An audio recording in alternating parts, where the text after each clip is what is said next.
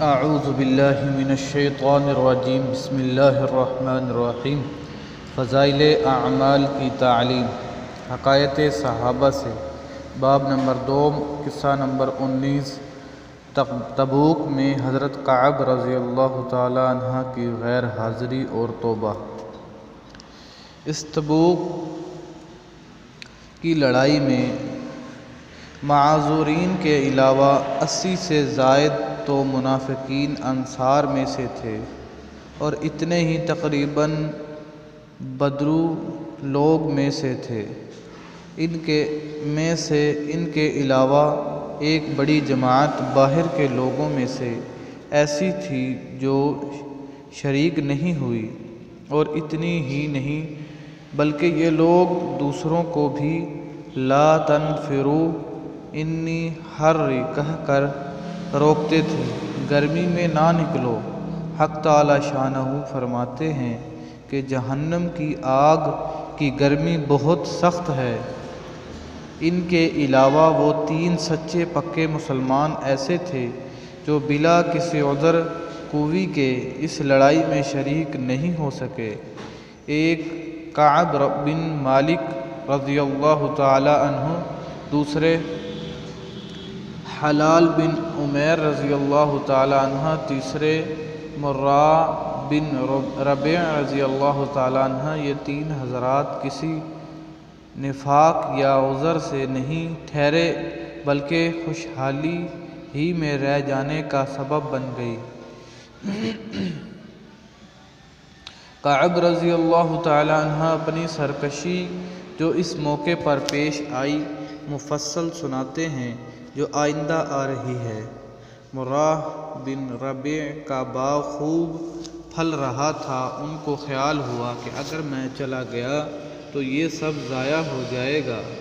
ہمیشہ میں لڑائیوں میں شریک ہوتا ہی رہا ہوں، اگر اس مرتبہ رہ گیا تو کیا مضائقہ ہے، اس لیے ٹھہر گئے۔ مگر جب تنبیہ ہوئی تو چونکہ باغ ہی اس کا سبب ہوا تھا، اس لیے سب کو اللہ کے راستے میں صدقہ کر دیا۔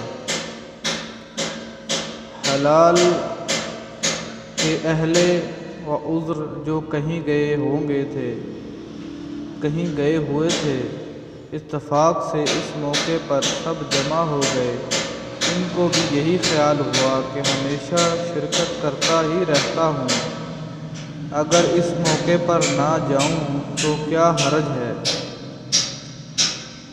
اس لڑائی میں شریک نہ ہو سکنے کا سبب ہوئے۔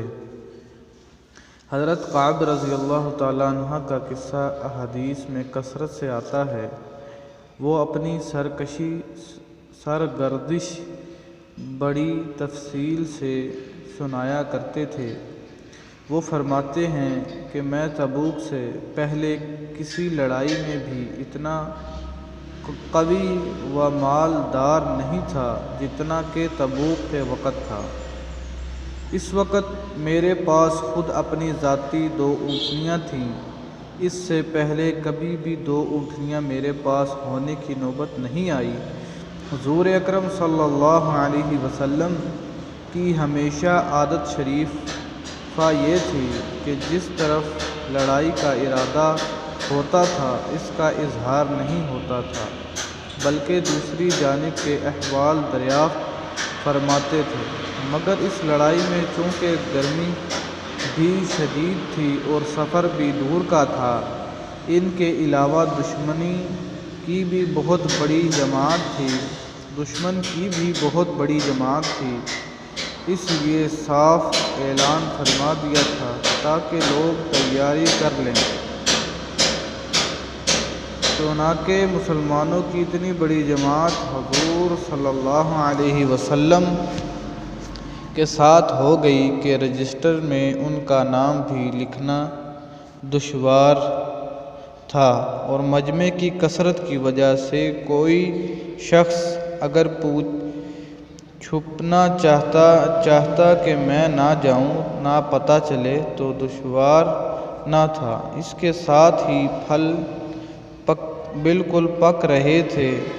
میں بھی سامان سفر کی تیاری کا صبح ہی سے ارادہ کرتا مگر شام ہو جاتی اور کسی قسم کی تیاری کی نوبت نہ آتی، لیکن میں اپنے دل میں خیال کر رہا تھا کہ مجھے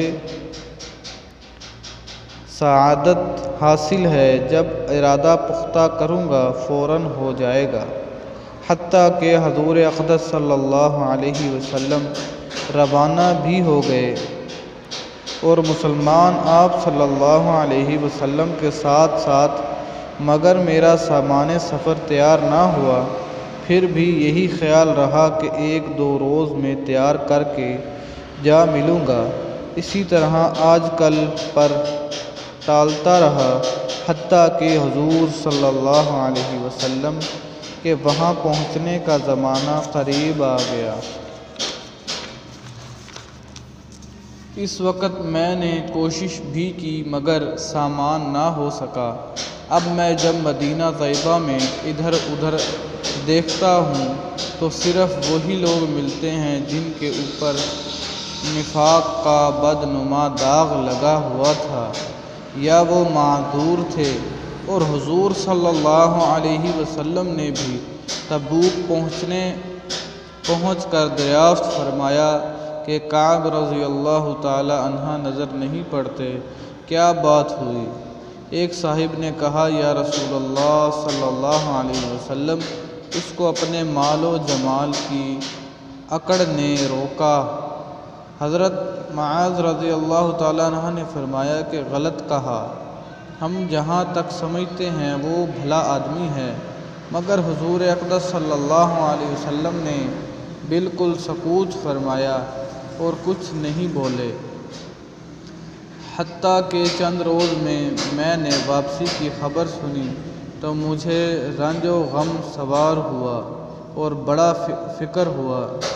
دل میں جھوٹے عذر آتے تھے کہ اس وقت کسی فرضی عذر سے حضور صلی اللہ علیہ وسلم کے غصے سے جان بچا لوں، پھر کسی وقت معافی کی درخواست کر لوں گا اور اس بارے میں اپنے گھرانے کے ہر سمجھدار سے مشورہ کرتا رہا۔ مگر جب مجھے معلوم ہو گیا کہ حضور صلی اللہ علیہ وسلم تشریف لے ہی آئے تو میرے دل نے فیصلہ کیا کہ بغیر سچ کے کوئی چیز نجات نہ دے گی، اور میں نے سچ عذر کرنے کی ٹھان لی۔ حضور صلی اللہ علیہ وسلم کی عادت شریفہ یہ تھی کہ جب سفر سے واپس تشریف لاتے تو اول مسجد میں تشریف لے جاتے اور 2 رکعت تحیۃ المسجد پڑھتے اور وہاں تھوڑی دیر تشریف رکھتے کہ لوگوں سے ملاقات فرمائیں۔ چونکہ حسب معمول حضور صلی اللہ علیہ وسلم تشریف فرما رہے اور منافق لوگ آ کر جھوٹے عذر کرتے اور قسمیں کھاتے رہے، حضور اکرم صلی اللہ علیہ وسلم ان کے ظاہری حال کو قبول فرماتے رہے اور باطن کو اللہ کے سپرد فرماتے رہے کہ اتنے میں بھی حاضر ہوا اور سلام کیا۔ حضور صلی اللہ علیہ وسلم نے ناراضگی کے انداز میں تبسم فرمایا اور اعراض فرمایا۔ میں نے عرض کیا کہ یا رسول اللہ، یا نبی اللہ، آپ نے اعراض فرما لیا۔ میں خدا کی قسم نہ تو منافق ہوں، نہ مجھے ایمان میں کچھ تردد ہے۔ ارشاد فرمایا کہ یہاں میں قریب ہو کر بیٹھ گیا۔ حضور صلی اللہ علیہ وسلم نے فرمایا کہ تجھے کس چیز نے روکا؟ کیا تو نے اونٹنیاں نہیں خریدی رکھی تھی؟ میں نے عرض کیا، یا رسول اللہ صلی اللہ علیہ وسلم، اگر میں کسی دنیا دار کے پاس اس وقت ہوتا تو مجھے یقین ہے کہ میں اس کے غصے سے معقول عذر کے ساتھ خلاصی پا لیتا کہ مجھے بات کرنے کا سلیقہ اللہ تعالیٰ نے عطا فرمایا ہے، لیکن آپ کے متعلق مجھے معلوم ہے اگر آج جھوٹ سے آپ کو راضی کر لوں گا تو قریب ہے کہ اللہ جل شانہ مجھ سے ناراض ہوں گے، اور اگر آپ سے صاف صاف عذر کر دوں تو آپ کو غصہ آئے گا، لیکن قریب ہے کہ اللہ کی پاک ذات آپ کے عتاب کو زائل فرما دے گی۔ اس لیے سچ ہی عرض کرتا ہوں کہ واللہ مجھے کوئی عذر نہیں تھا، اور جیسا فارغ اور وسعت والا میں اس زمانے میں تھا کسی زمانے میں بھی اس سے پہلے نہیں ہوا۔ حضور صلی اللہ علیہ وسلم نے ارشاد فرمایا کہ اس نے سچ کہا، پھر فرمایا اچھا اٹھ جاؤ، تمہارا فیصلہ حق تعالی شانہ فرمائیں گے۔ میں وہاں سے اٹھا تو میری قوم کے بہت سے لوگوں نے مجھے ملاقات کی کہ میں نے اس سے پہلے کوئی گناہ نہیں کیا تھا۔